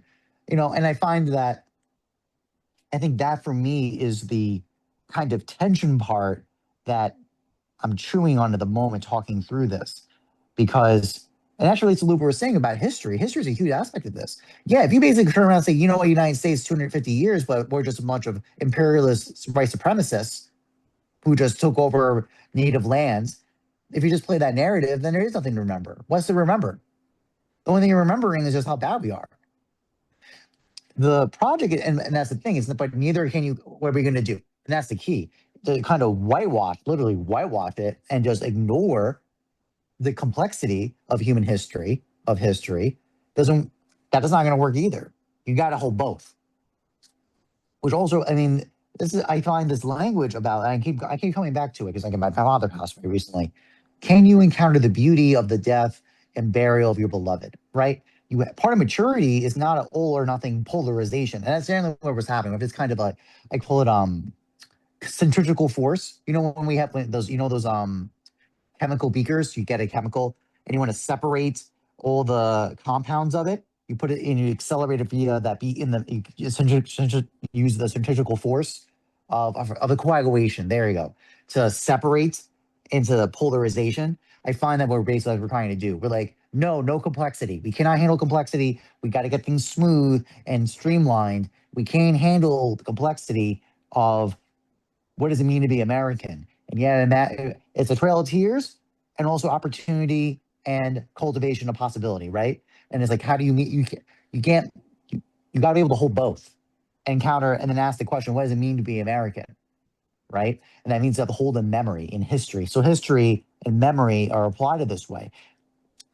I think of things like Brave Girl of Wall Street. I find that a really great example where we're not obliterating the past, but we're actually recontextualizing it.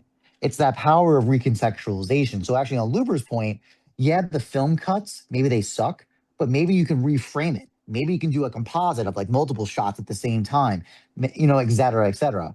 That so thus you don't just say, well, this is it, and that sucks, and now we're not going to use it. You got to activity of creativity. One aspect is recontextualization, reprioritization, reordering. All these things need to be reconsidered of the creative act of what does it mean to enter into the beautiful. That's what the aspects of it. And that's the thing is that this is why we don't say it's just pleasure. It's not just that. It's about surprise. It's about encounter and it's about recontextualization. Like these are all the aspects of it. And I think that interplay of interiority, exteriority is absolutely part of the equation. I'll stop with that. No, there's a lot that's very important there. I mean, for me, first on what you're saying about history, I mean, people like Hayden White, he warned that if history was not taught through literature, it would become propaganda. Like literature is really important.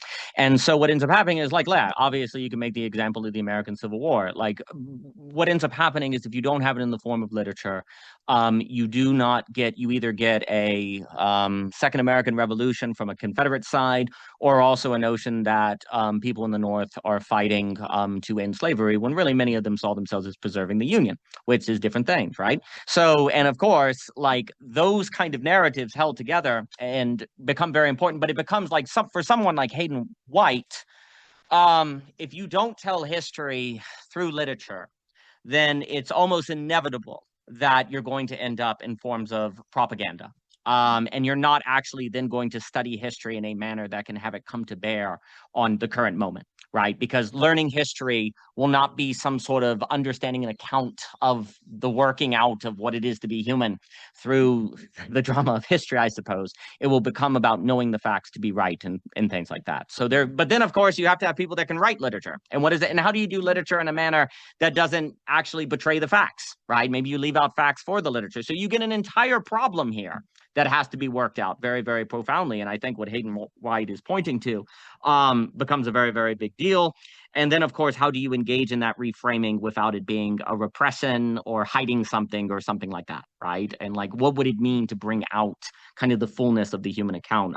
Just as some other quick things. Well, again, I mean, I think what also you get into, like, I guess I would just know what you were saying about the creativity. Yeah, there's this problem. It's like, yeah, I know that AI is going to make everyone unemployed, but then it's your fault for not being an entrepreneur. It's your fault for not coming up with some creative product. Oh, okay. So you're using creativity to like make it my fault if AI takes all the job, which by the way, I wasn't able to get the government backing to be part of that. And you're able to get all these subsidies or whatever, so on. So is it really free market? So it's all about individualism for me to take responsibility for what the AI does to me, but the AI is actually a result of a private public partnership. Oh, funny how that works. So you can't absolutely. There is a major problem for an emphasis on creativity that is still reifying and overly reifying a metaphysics of the individual. That's when you get into trouble, because that actually just becomes a way to often push responsibility onto people and to not think about the social or anything like that. So that could be a major problem.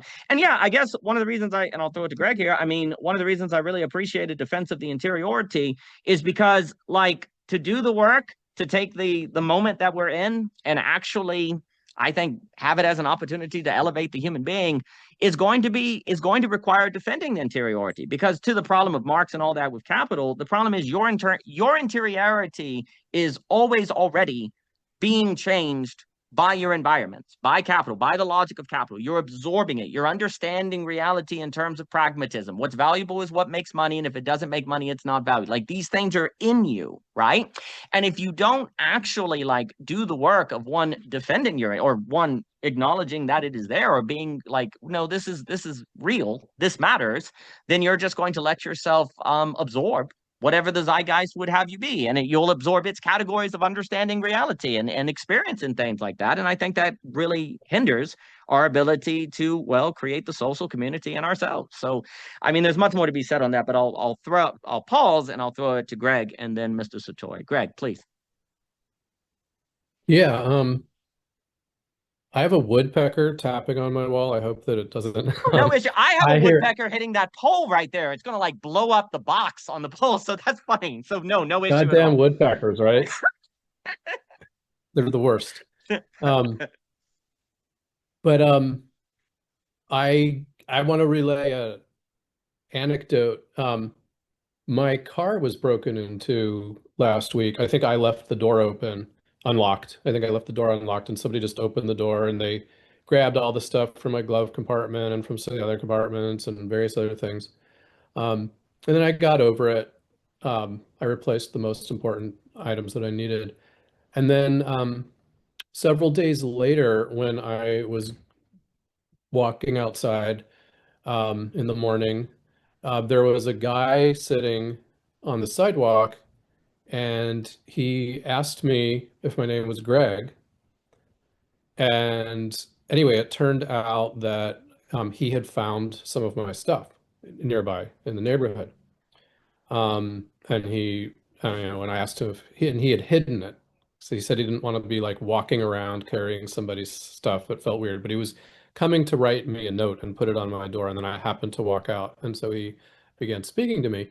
And so I asked him if he would walk me over to the hiding place so I could get my stuff. And as we were walking, it became pretty clear to me that he's living in his car. So you could call him a homeless person. And it sounded like the way he was able to find my stuff, like why he was able to find it, was because he kind of had like his eyes to the ground and a certain kind of radar that maybe homeless slash car inhabiting people have. So the point is that when he got me to the hiding place and gave me my stuff, and it was some of it, but it wasn't the like most valuable things, but it was some important things to me anyway. And I was extremely grateful. And I kind of had the thought inside my head that like the sort of typical scripted moment here would be I would offer him $20 or some kind of reward or something like that, especially if he was homeless. But what occurred to me more than that was that I think that what was most meaningful to him was that he had the power and the agency to be a kind, compassionate, helpful person to me. And I thought it was more valuable to him for me to sort of remain positioning myself in the vulnerable position instead of in the sort of like magnanimous, well, good work, peasant kind of attitude. Here's $20, and I felt pretty clear that the best thing to do was not transactionalize it and just appreciate that he was kind and let him appreciate that he had a chance to do a good deed. So in that moment, he was able to kind of gain some dignity, and I gained some dignity as well. And if I have time for just another little item, there's an episode of the TV series Black Mirror. I don't know how many people have seen it. The episode is called 10,000 Merits. And if for people who don't know, each episode of this series is like a completely different story with different characters for the most part. And in 10,000 Merits, it's set in this world that seems like capitalism has completed the totalization and the enclosure of like all reality. It's like the main character is living in the simulacra, not a simulation, but just in a world where everything is fed to him with very little opportunity for choice. So throughout the episode, he has these moments where he seems like he's going to gain some kind of agency or have the opportunity to be artistically or creative, expressive. And then, like, once he attains that victory, then the system co-opts it and turns it into something that serves its function. And it just kind of goes like this. It just escalates up and up until he kind of seems to have risen to a high level within the system. But and you're left at that. And I think that because the overall Black Mirror is dystopian and pessimistic, I kind of suspect that you're mainly meant to see it as a critique of, where capitalism can head. But how I could not help but react to it was it wasn't about the ultimate triumph of the capitalistic system over him. It was about each of those moments where, for that moment, he asserted his power to define meaning around him. And he didn't ever stop trying to do that. And the fact that he never stopped trying to do that, that's the victory for me. And you could and I use it as an example of metamodernism in my book, partly because yes, you can just go back and forth between interpreting it as hopeful versus interpreting it as ultimately cynical. But for me, it made me feel good. That's an outstanding example. Thank you, Greg. And no, that's well, for me with that episode, one of the reasons why, for me, this kind of, there's the idea of, say, because again, I talk all the time about the social coordination mechanism and precisely doing these kind of interactions and conversations and things like that, right? You could ultimately say it will do nothing, right? At the end, the system will enclose it and so on and so forth.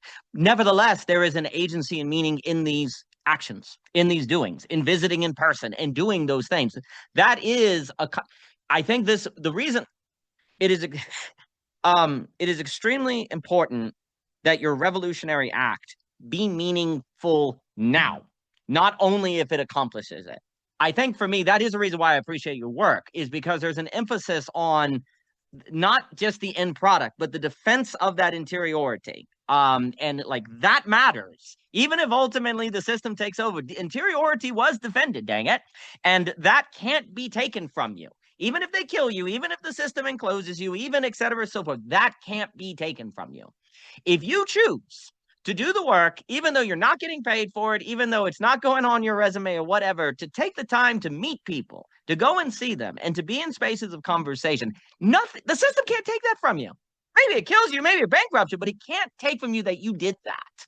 And that is really important, because for me, there's always that kind of idea. Well, it's that because for me, I can't. If there is a possibility of a revolutionary act against the logic of capital that is not the mistake of the French Revolution that tears everything down and makes everything worse, like a revolution that is a sublation in the Hegelian, it elevates it. I don't think it can be that unless the revolutionary act is meaningful now, unless it contributes to our humanity now. I think we've made major mistakes of thinking the ends justify the means or something like that, or the means justify the end or whatever. No, it's all simultaneous. Like it has to. So if what you're doing now enables capacity to deal with others, or to have meaning, or to have the geopaetic, as Jockin said, or to have friendship, or to have these interactions, or to think things you've never thought before, that would be, if something has the possibility of being revolutionary in the sublative sense, I think it has to be that. It has to be now. And that's worth investing in. And if at the end of the day the system encloses us, well, then it can't take from us that we did this. And I call that the faithful presence. I associate that with this idea that you have a faithful presence. You're faithfully attuning to it. You're valuing it. You're investing in it. You're making a point to do it, even if in the end the system takes everything. And then, so for me, in a way, you win either way. Because if you do it meaningfully and the system wins, well, you still have the meaning. And if you did what is meaningful in the way that we're describing and it changes the system, you win that way too, right? And so I think it becomes really important to prioritize things that you're describing. And I think that's a wonderful example. I definitely think a lot of the issue of capital, like I keep saying this, a lot of the feeling of enclosure that capitalism creates, and then I'll give it to Satori and anyone else this fine evening, and I appreciate everyone being here. The major thing, and again, when I look at Marx, I'm extremely critical of the ignoring of what he's talking about of the formation of subjectivity. Everyone skips to Marx talking about the labor theory of value. At the beginning of capitalism, he asked the question, how do I come to look at an apple and think $5? Nature does not tell me that, that would be an expensive apple, $1. How do I look at that apple? Nature does not say apple equals $1, right? I have to be trained by my society to look at an apple and wonder about its price, right? So I have to be trained into a way of interpreting phenomenon as potentially commodities, right? So you have to be trained into the commodity form. And I think Cole Planier and other people also talk about this, right? So the point is that capitalism is only possible if people are taught a certain mode of subjectivity, a certain way of thinking about phenomenon. Ergo, apple's worth for $1, right? Or if another key move, $1's worth an apple, a banana's worth an apple, therefore banana equals apple, right? Like, you know, because they're both worth $1. That's absurd. An apple does not equal a banana, but I'm able to make it as if it is such by being trained into abstract social use. Ergo, it's $1, right? And the problem that can happen is precisely because capitalism works so well. This is a key. It works so well that this mode of subjectivity can come to be as if the only one you need to value things according. The key is to only value things according to basically their price, right? That means they have value. Right?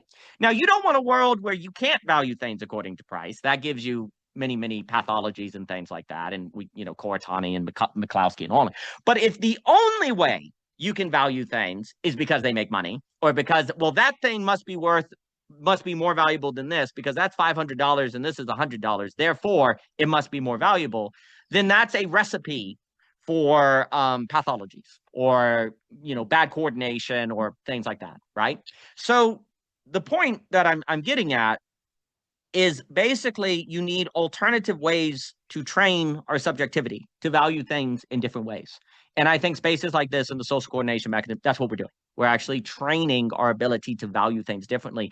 But we're only going to do that if we defend interiority. Like if we actually carve out spaces for there to be interiority and to think about, and for me, art that is, I'm not saying only good art does that, but art, there, I think, at least for me, a special place for metamodern art that is doing that work, and very important. The last thing I'll say is that story you gave there, Greg, on with the homeless individual. I think that is a fantastic example of live thinking, like you're live discerning in it. You're not just assuming that giving money equals good, right?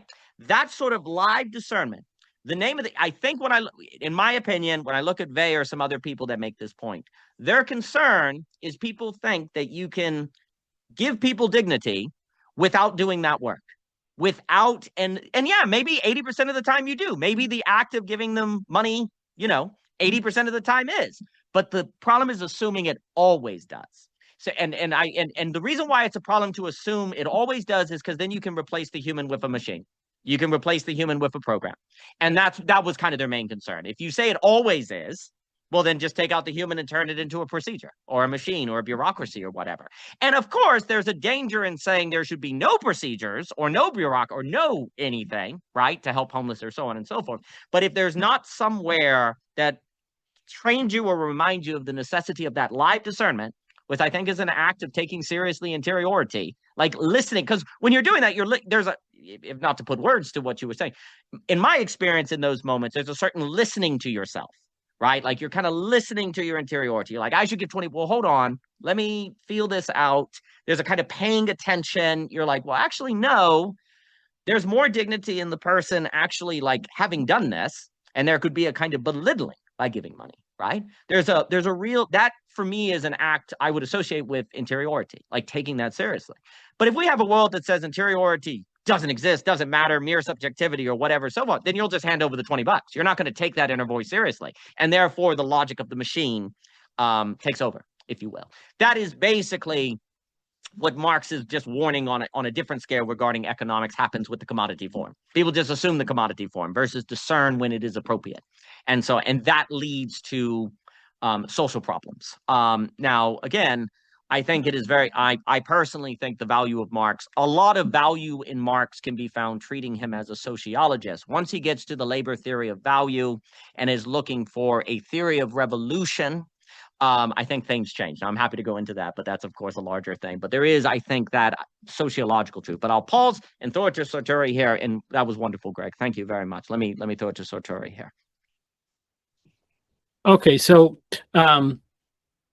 One more, I had something I wanted to say, and then another thing really just clicked with it as I was thinking about it. So this will make more sense when people get to hear the conversation we just recorded yesterday. But I would say that the homeless people, by and large, okay, so I know the average person that's homeless, they're homeless for like 3 months, and then that's enough for them to figure out, like, how do I get back into society? But for those who you see out there who are there for longer, it's a choice that they're making. And I would say that they're really functioning in that role of a prophet in the wilderness. They're exposing the wilderness aspects of our current system. And you know, if you speak with them, like, it's a totally foreign lifestyle, but it's not necessarily less sophisticated, and in many ways more sophisticated than the average mainstream, you know, way somebody chooses to live.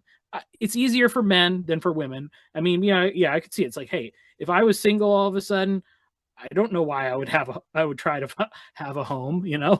I mean, I'd probably live out of a vehicle or something, you know. That's not a bad way to go for a single guy. But you know, these are just people that have seen the trade-offs of going to the 9 to 5 and being tied to your cell phone and all these things, and they know, like, they know the way to use a lot of these government services and things like that. Like, they have a finely tuned knowledge of it, you know.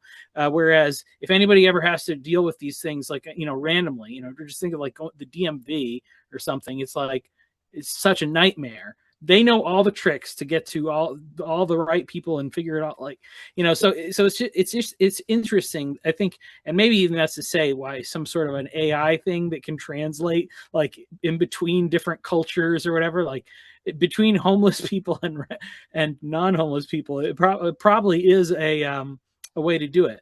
Because this is the great thing about that article that Paul wrote, you know, because he's playing a game where, you know, because they're assuming people think I'm a grifter, therefore I have to up my sophistication so that I can essentially grift them successfully. And then you know, then somebody's going to be really annoyed because they've been fooled. And then you get to the level of Paul Vanderklay, you're a pastor, and you say, I know they're grifting me, and I'm okay with it. I'm going to accept that. I'm going to take that on myself. So it's like, you know, it's just such an interesting thing. You know, there's a lot more going on there than I think first meets the eye. And so, you know, just one of those things where it's exposing a blind spot in our maps of when we look at somebody and decide, you know, it's because of systemic reasons. Like, it is, but as far as they're concerned, they found the preferred method of dealing with the systemic issues of the day. So No, it was a wake up. You know, I remember sitting with Lobo and Medic and different things, and you know, we tend to talk about the homeless as a block, right? Like a giant block, and it's interesting that we in America so cherish home ownership that we define someone's entire identity as homeless, not having a home. I think honestly, there's mentally ill. There's people who are not really homeless, they're versatile, like it's a lifestyle. Then you have the evicted. Then you have people who are in transit, like they're trying, like, and then you have people that have been screwed by certificate. Like, there's not enough talk about zoning laws, certification, all of that. That becomes a major problem. So the problem we found is that the word homeless is doing way too much, way too much, and it didn't help because it also, you know, made policymakers really lazy, because what it meant is, oh well, all we have to do is give people a home. All we have to do is give people a home. Well, the mentally ill can't keep a home even if they have one. Dang it. Like, you know, you got to do more than that. You got to have healthcare services and things like that. And then you got to have healthcare services of people specialized in mental health, which is not many. That's a very hard to find people that do that, especially with insurance, and then finding insurance for it. And they're not always, at least 20 years ago, not as much money as other people. And even mental health was not something people were talking about big time at that time, right? And so we talk about homeless as a category, right? And like it's a macro giant thing. that actually almost can function like removing the personal space, like we were saying about human rights in the problematic way, right? And then I'll stop. And it's been a pleasure to see everyone today. I've really enjoyed it. Like, but the ability to discern those differences, that's a skill. That's a relational skill. And you've got to get on the ground to discern those differences and to identify those differences, right?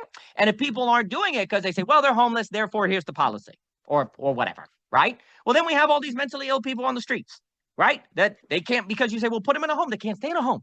They can't. It falls apart, right? And that's not to say mentally ill people can't take care of homes. But I'm saying extreme forms, schizophrenia was a major one, et cetera, so forth. And those things have to be addressed. So homeless as a category, I do think leads to lazy policy making, lazy governmental thinking, all sorts of stuff like that. And I also am extremely critical of many zoning laws, like stuff like that. Now, of course, I'm not saying no zoning laws are good, but here's the problem. Like when you get into issues like that, it's like the nitty gritty of the particular legal structures, right? And that's hard. So let's just talk about the homeless. Let's just talk about a general category or things like that. And that is all extremely problematic. And then I think it's instead of being in a situation like Greg is talking about where you're live discerning, we just say, homeless, do this. Homeless, basically the name homeless tells you what you need to do. Get them a home. Done. There's no thinking. Homeless, get them home, right? Get them on their feet, right? So I don't have to think about it. I don't have to have a live discernment, right? And it makes me feel good that I know what to do. Oh, I gave them $20. I feel good. I know what to do, right? So that kind of categorization can unfortunately feed egos if one is not careful. So I think the point you're bringing in is extremely important. But again, but here's the problem. We exist in a society where basically if someone hears what you said, they would go, oh, so you're saying all homeless people want to be homeless, Sartori. How can you do that? How dare you, right? And you're just saying we should do nothing. But that is the ability to have worked your interiority, your subjectivity, being able to hear things, process them, think about where they're going on. But that requires the ability to not just attack, right? And we've been programmed to do that as well. And that also, and I think actually, honestly, the intensity by which people feel the justified to attack correlates or can correlate with to the degree they've been on the ground encountering homeless people face to face. Like when you're on the ground encountering, because they dealt with them face to face, they knew of the realities that we're describing, right? So people knew if you brought up those points, you weren't saying don't help the homeless. You were saying we have to get on the live ground discernment. But if you have a world of people who are not going out and meeting the homeless and encountering them and learning them, just like people are basically doing, talking about other cultures from their TV and saying they're all evil or whatever, it's a similar kind of property, then you get the knee jerk. And the weird thing is that knee jerk comes across as if they know better than you.